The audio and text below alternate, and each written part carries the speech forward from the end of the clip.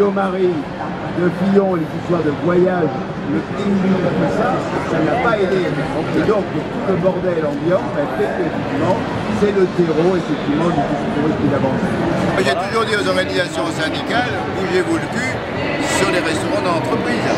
Parce qu'il y a un vrai enjeu. Et le syndicalisme, c'est pas qu'une question simplement sur les salaires, c'est aussi comment on mange et comment on est bien chez soi.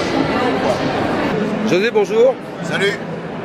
Alors, j'étais paysan, je serai président. J'ai été paysan pendant 33 ans et depuis que je suis député européen, j'ai cédé ma place sur mon GAEX, sur mon groupement agricole d'exploitation en commun, à une jeune qui s'est installée. Parce qu'on ne peut pas être paysan et député à plein temps en même temps, donc j'ai préféré céder ma place et remplir mon rôle de député vraiment à plein temps. Alors, est-ce que c'est compatible? On vous a connu comme un homme d'action sur le terrain, avec des actions d'éclat. Est-ce que c'est vraiment compatible dans votre temps de carrière de devenir député? Qu'est-ce que vous allez apporter à l'agriculture? Écoute, le fait d'être député après avoir été syndicaliste pendant plus de 30 ans, pour moi c'est une suite qui est logique.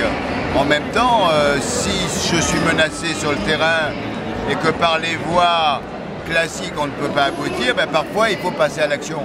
Actuellement, je suis en train de lancer une grande mobilisation au niveau national contre l'exploration du gaz de schiste qui est en train de détruire 1/8 du territoire français. Si ça se met en place, c'est une véritable catastrophe pour les nappes phréatiques et pour l'agriculture et le monde rural. J'espère qu'on arrivera à gagner sans être obligé de mener des actions sur le terrain. Mais pour moi, je suis à la fois élu et en même temps citoyen. Le fait d'être élu n'enlève pas le fait que je sois citoyen et que quand tous les moyens légaux sont épuisés, parfois, il faut désobéir aux lois pour faire avancer les sujets. Le travail au quotidien au Parlement, ça correspond à quoi? Alors, au Parlement européen, chaque député il est membre d'une commission et suppléant dans une autre. Donc depuis que je suis au Parlement européen, je suis maintenant titulaire à la commission de l'agriculture et du développement rural et j'ai été élu vice-président.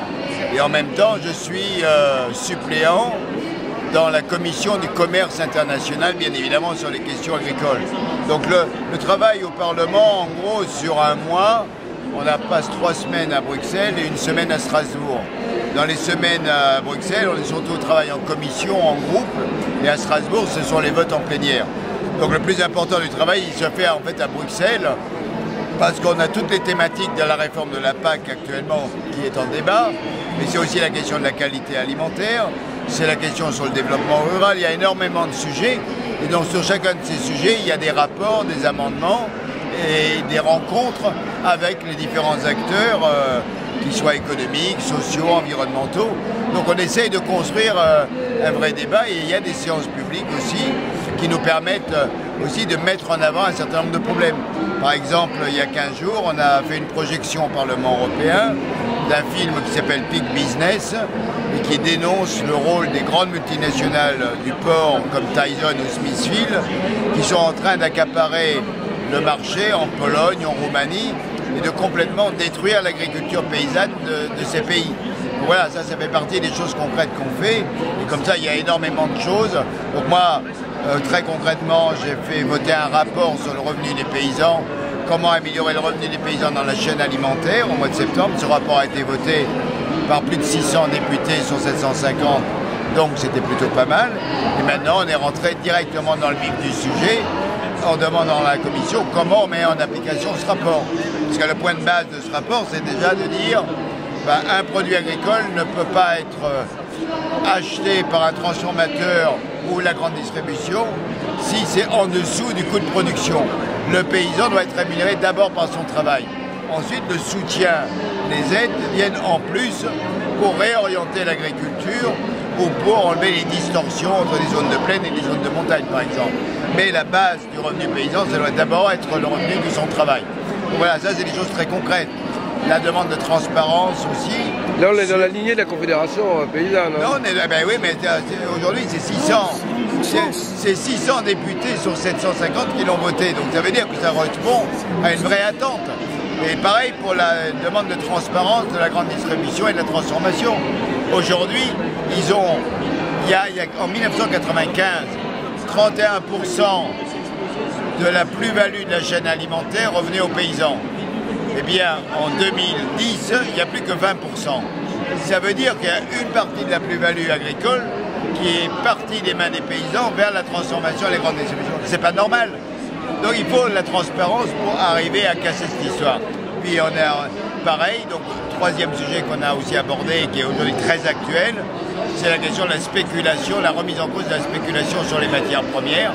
Voilà, avec le problème qu'on connaît actuellement entre les céréaliers et les producteurs de viande. Hein, avec ce problème majeur qui fait que si on ne permet pas d'avoir une stabilité des prix, ce sont des centaines d'enleveurs qui vont aller au tapis avant la fin de l'année parce qu'ils sont complètement asphyxiés. Ça, c'est strictement pas acceptable.